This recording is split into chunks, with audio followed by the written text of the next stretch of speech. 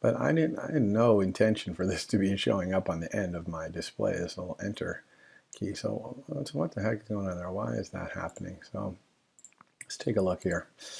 The problem here has to do with the messages being sent. So when we wired this up, that's good. We got enter. The problem is that button also sends a pen digit.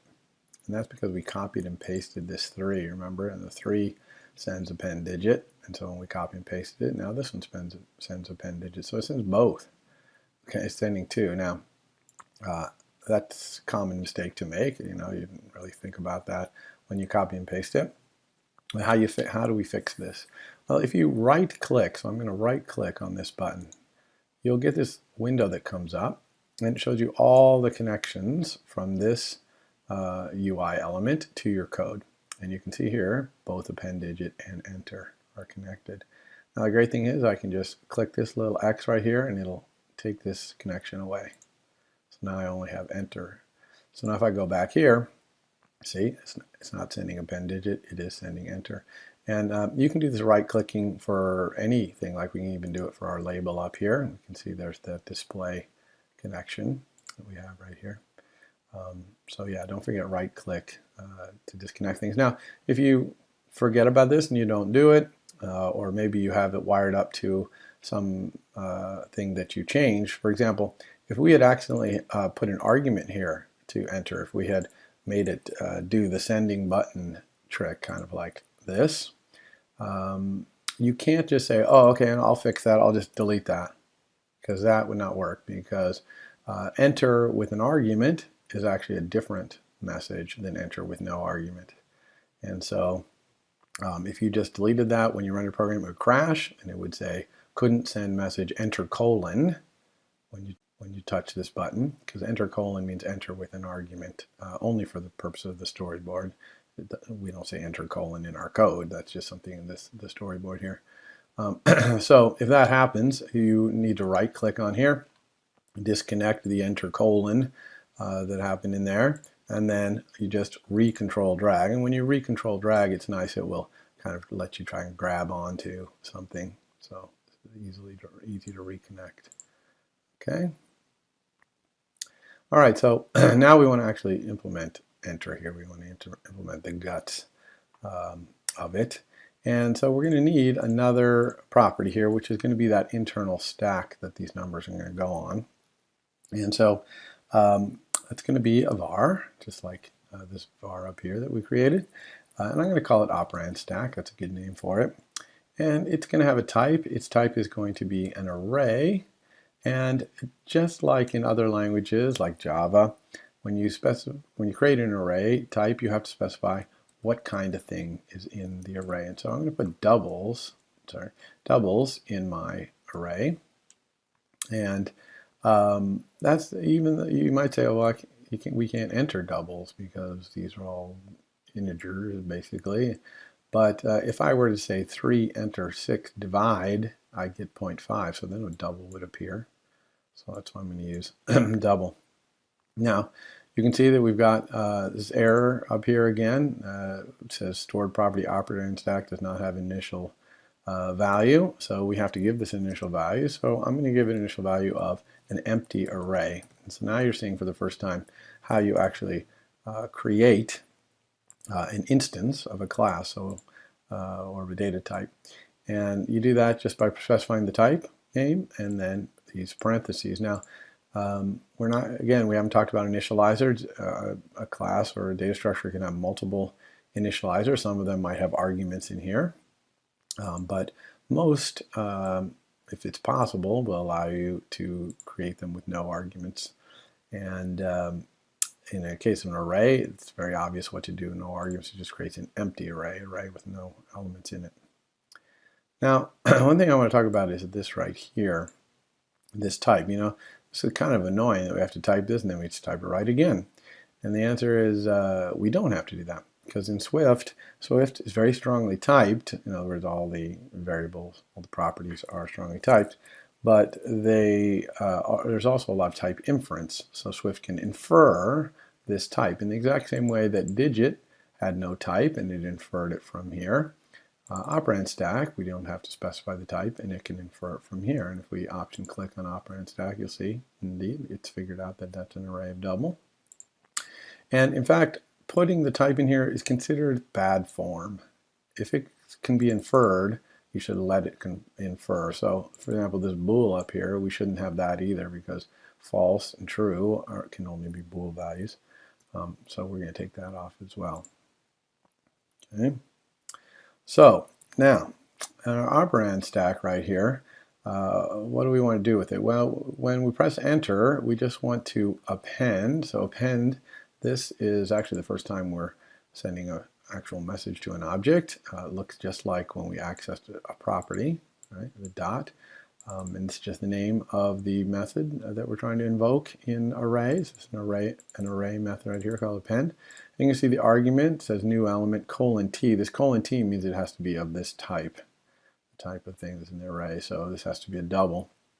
So that's kind of a problem, because really what I want to append onto my stack is what's up here in this display text. I like to say something along the lines of display.text.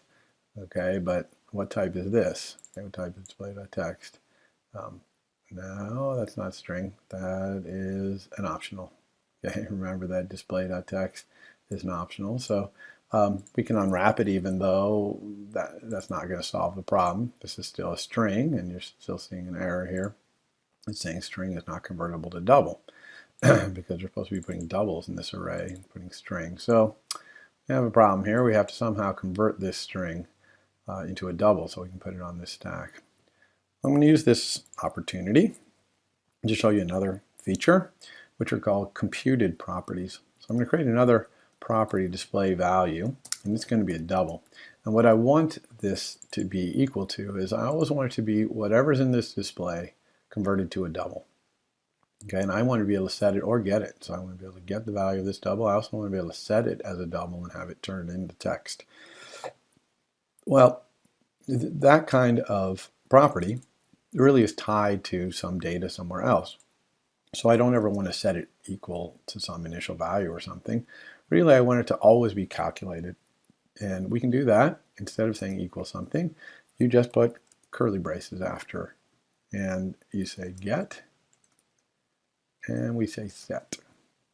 Okay, and inside here, we're going to compute the value of this, which is we're going to convert this display text to a double. And then inside here, someone said display value equals something, and we're going to somehow compute, or not really compute it, but we're going to decide what code we need to put that number that they tried to set the display value to in here.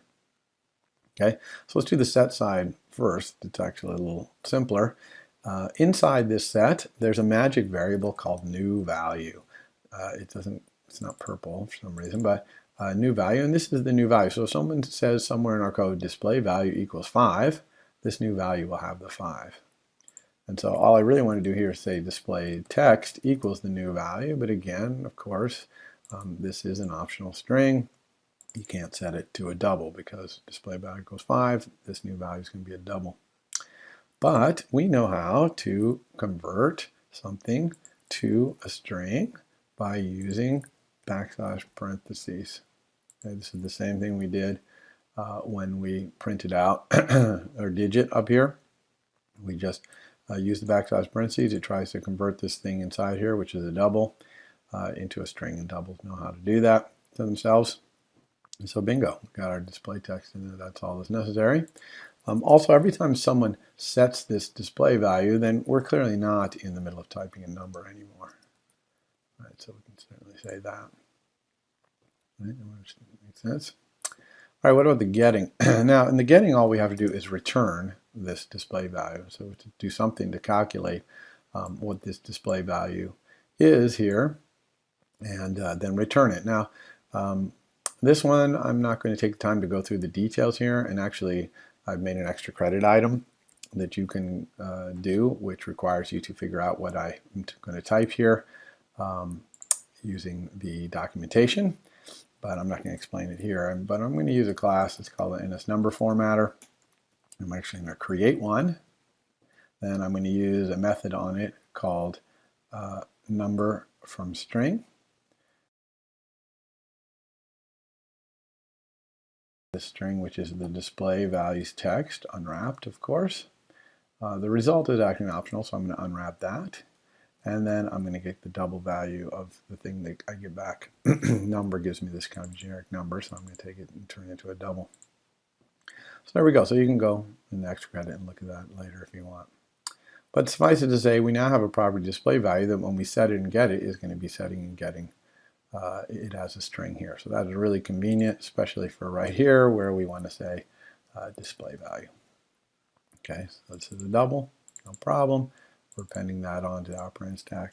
So let's println our operand stack here. Just so, and we can do the same thing here, operand stack. Okay, and this works because operand stack is an array, and arrays know how to turn themselves into strings. You'll see how they do that in the console in a moment here. So let's go ahead and see if our application is actually putting things on our stack properly here.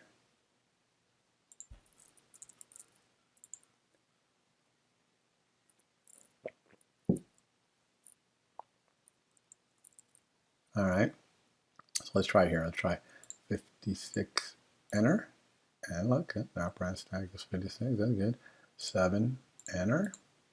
All right, 56 and 7. So you can see that arrays turn themselves into strings by doing open square bracket, and then they turn each of their elements into strings and separated by commas. Another one. Okay, so this is good. So we got our operand stack building here. So all we need to do is have some times and plus and minus buttons, etc. I'm going to put them right here that will operate on these items on the stack. So if I pressed plus right now, it would pull the 7 and the 8 off the stack, add them together, it would be 15, show that 15 here, and it actually would put the 15 back on the stack, so then we'd have 56 and 15 on our stack, and then we could maybe plus those together if we wanted by hitting plus again. All right.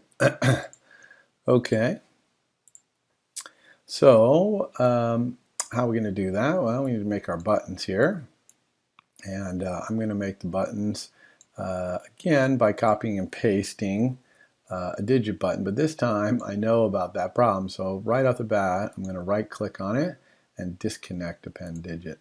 Okay, so now this button sends no messages yet anyway, and then we can put a title on here. So here I'm going to have all my operation buttons use mathematical symbols. So if we go down here to math symbols, see there's a bunch of math symbols here. So let's do times right here first. I'm going to put a times right there, and we can wire it up. I'm just going to hold down Control and drag out here. We're going to call this action method operate. And because I'm going to have multiple operation buttons and they're all going to send operate, just like I did with append digit, I am going to use the sender. So I'm going to be very careful to change this any object to be button. Okay, do not forget that. Okay, so action, we are going to have a sender UI button, call it operate. Here it is. Nice message doing operate. We can copy and paste this button now, right? We got this one, so let's copy and paste to make some more of these. Start out with 4 of them, let's say. Okay, let's get back our special characters here. All right, so let's make this one divide. Let's make this one be plus. Make this one be minus. All right. So now we got these buttons, and they're all sending, if we look at this here, they're all sending operate. Okay, luckily they're not sending anything except operate, so that's good. And when they send operate, we're going to figure out which one is sending it by same exact way we did above. We're going to say what is the sender's current title, and we're going to unwrap it. So operation here is going to be a string. And it's going to tell us the title of the button, so we know which one to use there. Now, I'm going to show you a control flow operator here in Swift that's very powerful, much more powerful than this operator is in other languages, and also very, very important to Swift. Now, I'm only going to show you the simplest usage of it here, but you're going to see on Monday's demonstration and later in the quarter how important this operator is. But it's switch. Okay, and switch looks like switch in other languages like C. You switch on something. In this case, I'm going to switch on this string. This is a string. And then you just specify the case of each thing. So, for example, here I have a case. Let's do the multiply.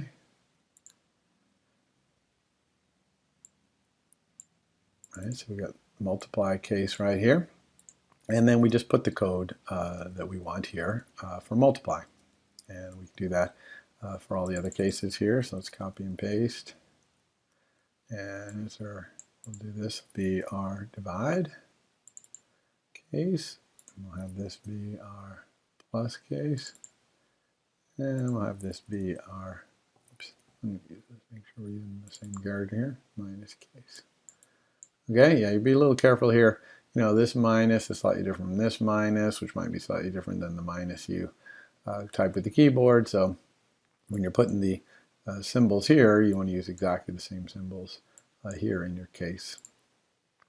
Now, one thing about switch on Swift, though, is it absolutely requires that you have every case covered. Now, since this is a string, I obviously can't have case of every single string in the universe. That's almost infinite. But luckily, there you can say default and just break out of the switch. Okay, that means if it's not one of these cases, by default, just break out of the switch. You could put code here as well, but breaking out of it is what we want to do in our case. Now, in here, we're just going to put the code for multiply. So what do we need to do for multiply? For the moment, I'm going to comment this out. I'm going to use command slash, which is a really nice feature. You do command slash. And then command slash again to uncomment. So it's good for commenting out a block of code real quick because I just want to focus on times. Now, anytime I press any operator, I probably want to give the user an automatic enter. That's so that 6 enter 3 enter times is the same as 6 enter 3 times. Okay, so 6 enter 3 times is going to do an automatic enter on that 3. Because obviously I intend to have 6 and 3 be multiplied in that case. For all of these operations, I'm going to say if the user is in the middle of typing a number, then hit enter for me right here. Okay, so what do we need to do in the specific case of times? Well, really we just want to set our display value. Remember, we have our nice display value down here, and we can do setting as well as getting. So I'm going to set that display value up here equal to multiplying the top 2 things on the stack. So I can actually remove something off our stack. That's so that 6 enter 3 enter times is the same as 6 enter 3 times. Okay, so 6 enter 3 times is going to do an automatic enter on that 3, because obviously I intend to have 6 and 3 be multiplied in that case. For all of these operations, I'm going to say if the user is in the middle of typing a number, then hit enter for me right here. Okay, so what do we need to do in the specific case of times? Well, really we just want to set our display value. Remember, we have our nice display value down here, and we can do setting as well as getting. So I'm going to set that display value up here equal to multiplying the top 2 things on the stack. So I can actually remove something off our stack. We're representing our stack as an array. Of course, you see our stack is an array. And so a stack is something you push things on, you pop things off. And with an array, we're just going to add something at the end to push something on, and then we'll just remove it from the end to pop it off. So there's a nice array. This is an array, right, after and stack. So there's a nice method called remove last. And if we option click on remove last, you'll see here that it removes an element from the end of the array. Now, it does require count greater than 0. So if our array were empty, if our operand stack were empty, this would crash our program. So let's put a little protective thing here. If the operand stacks, and there's a nice property here called count on that. if it's greater than or equal to 2, actually, because multiply takes 2 operands, so there better be 2 things on this stack. Then we can do this. And so we're going to multiply that by remove the next one. Okay, so here we're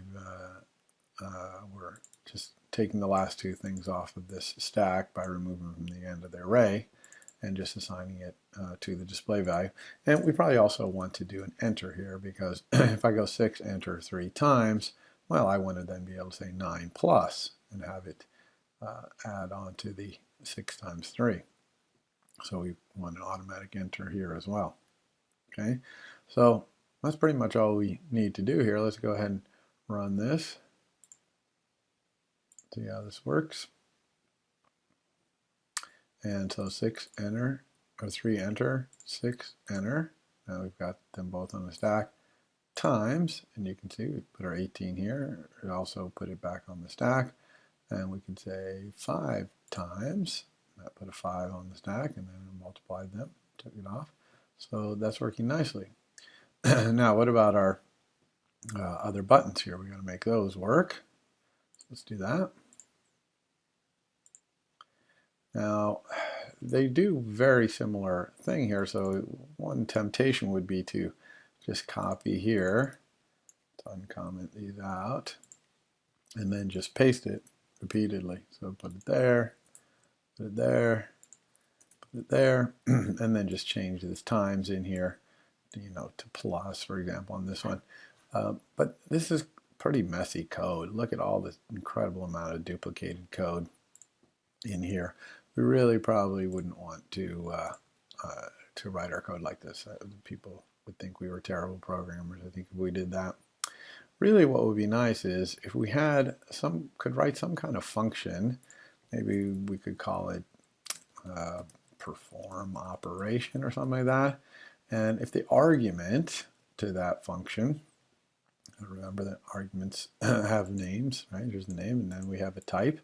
If the argument were something which basically was this little operation in here, okay, or some sort of function that would do this operation. So if this could be some kind of function, that'd be cool. And then maybe we could take this code out of here, put it in here.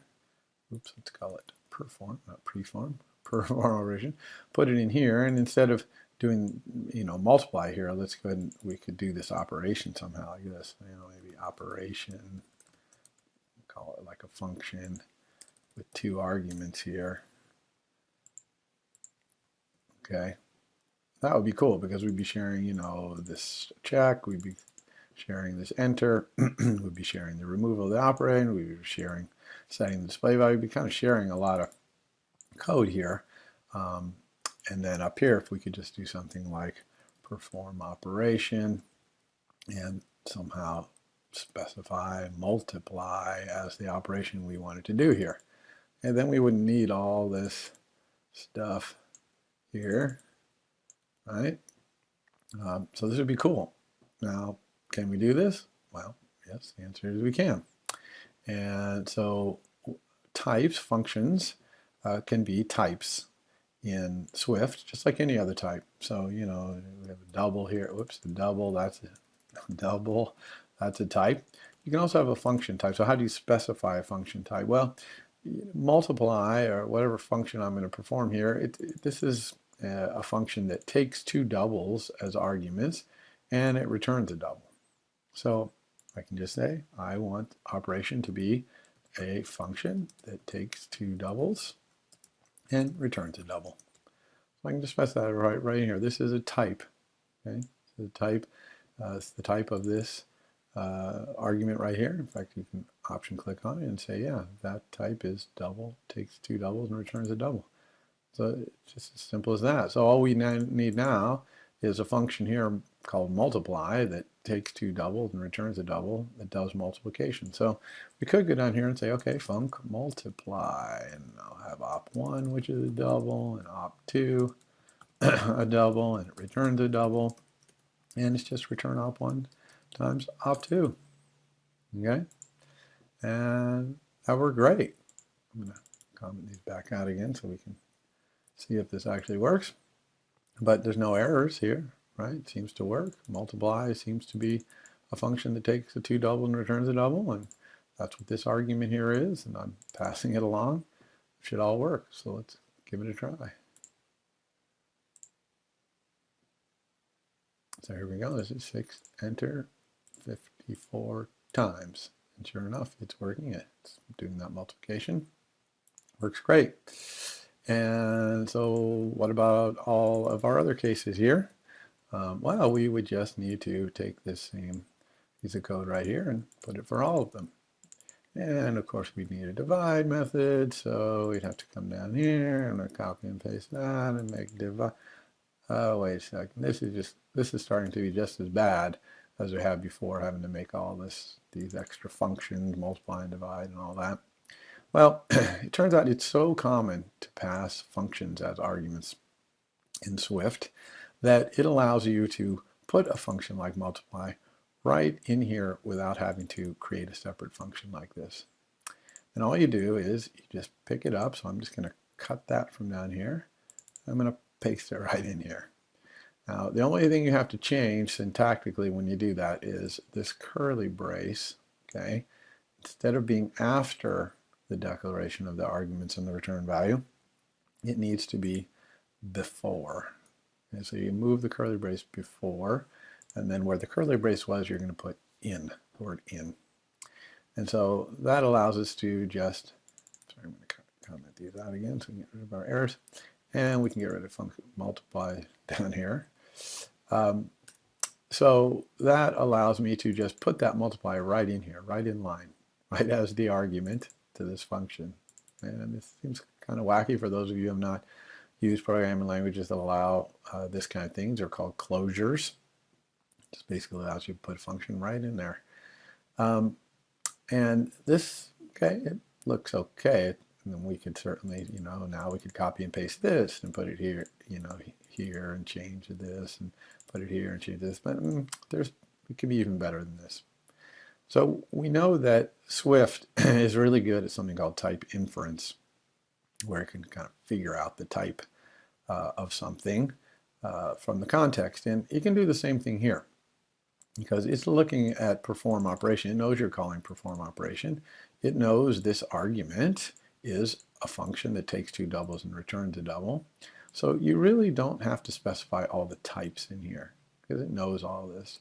So you can actually get rid of all these type declarations right here, even the return.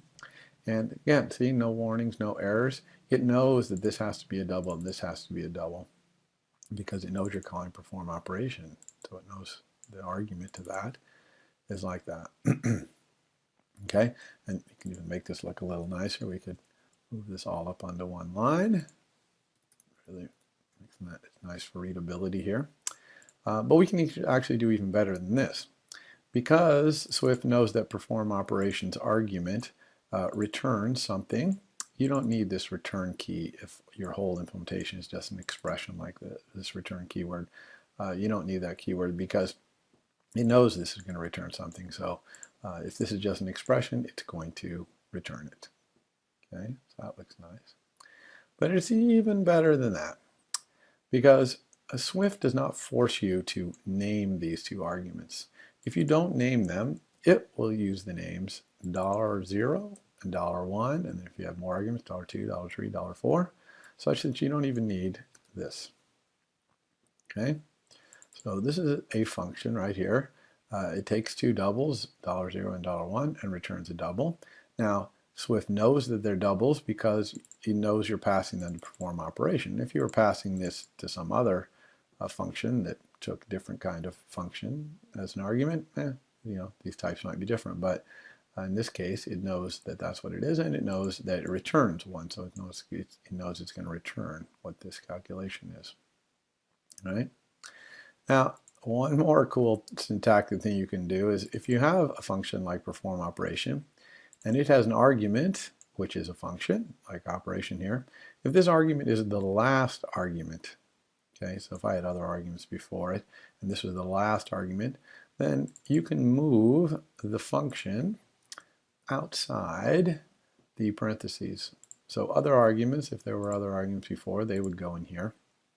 But this last argument, which is this operation, gets to go outside the parentheses. And if there are no other arguments, if this is the only argument, you can actually get rid of that. Okay? So we've gotten down to incredibly concise language here, and we can do this exact same deal, of course, with these other form operations. We just need to change the math in here. This one, we're a little careful with the order of operations here. We want to do this because we put the thing that we're dividing by on the stack last, and that's the first thing that comes off the stack. And same thing here, actually, with subtraction, minus $0. Okay, so this is our entire operate, and you can see that it's incredibly concise, very readable times. It's clearly doing this function, and very extensible if we want to add more functions. We just one-liners here to put more of these binary functions that have two operands. So let's go ahead and make sure this is all working. All right, so